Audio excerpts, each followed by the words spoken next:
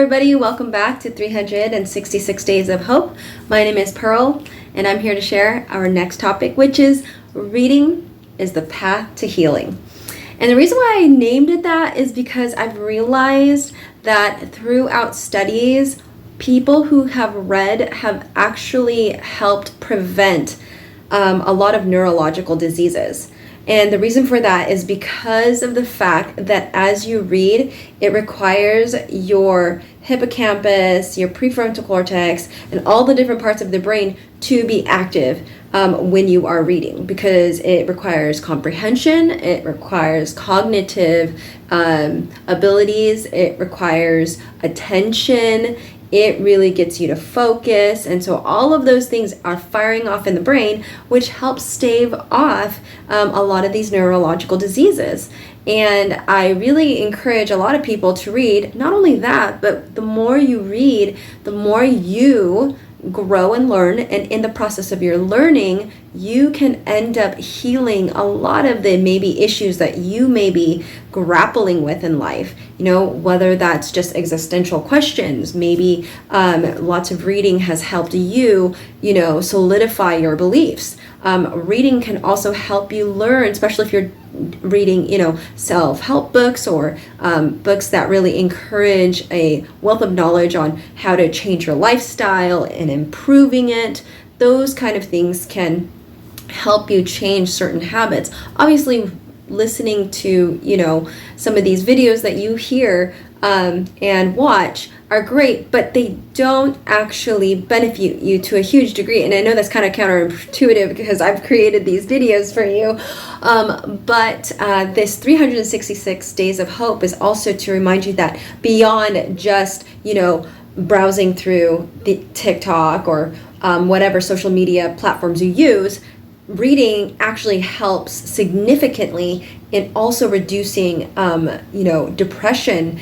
And reading actually helps de-stress you. Now, I don't know about you, but I definitely am one of those people that need to sit down with a good hot cup of whatever it may be. For me, it's tea, but for some of you, maybe coffee. But so I just, have to sit and kind of be in that zone to read. And sometimes I read, right before bed, and that actually helps me fall asleep. And what they've also noticed in lots of researches as well is that people who read prior to going to bed actually have deeper sleep. And sleep is so important to create as part of our habit. So is reading. Reading is an important one to inculcate into our daily lifestyle, because the more you read, the better your vocabulary, the better you're able to make connections with, the world around you. It helps broaden your horizon to maybe certain biases you may have had, but then once you've read maybe a historical article that kind of helped you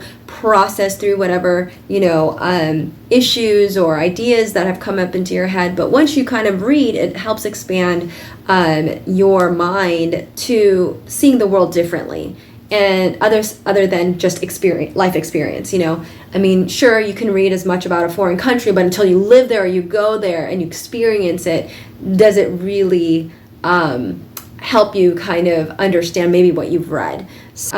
One person that comes to mind is Yoonmi Park. If you've read any of her stories of her leaving North Korea, that gives you kind of a sense and a broad idea as to what they're going through. Or even Holocaust victims, Corrie ten Boom, and her story. Like, all of these things give us a grander idea as to what goes on in the lives of people, of like what happened in history at large, and kind of pulling it down to a personal level and getting us to be more empathetic. And in fact, speaking of empathy, people who read more tend to be much more compassionate and empathetic to other human beings, because they can understand what it's like being in somebody else's shoes.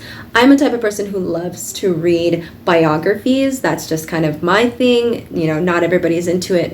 Some people like fiction and sci-fi things, but I personally love biographies. I love the nitty-gritty of kind of learning where someone came from, how they grew up, what impacted their decisions, and I like reading historical events as well, and understanding how the current world was affected by the past, and how it has transferred a lot of ideologies or political laws that we now have. And so when you look at reading actually expands your mind. And in the expansion, like I said before, going back to creating those neuro connections, it really hardwires them. And it's so important that we continue to do that, obviously, in correspondence with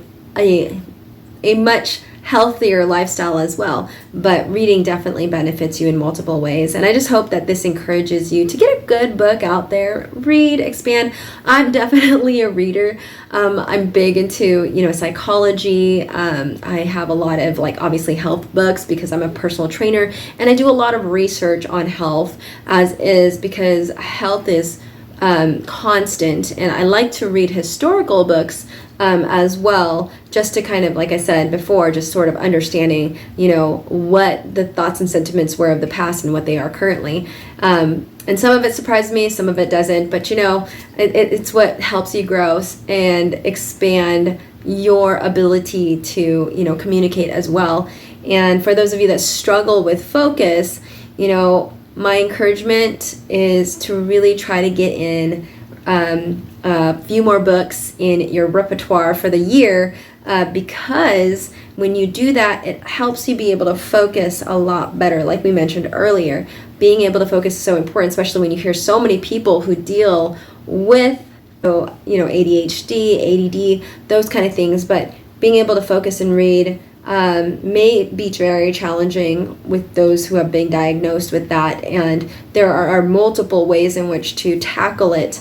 And that's something you can talk to your physician about. But I'm saying, starting on early, and even as an adult, if you can get into reading, it helps with keeping you focused and maybe enabling you to achieve your goals better. So with that said, guys, keep striving, keep growing. May you live, thrive, and be healthy. Take care. Bye.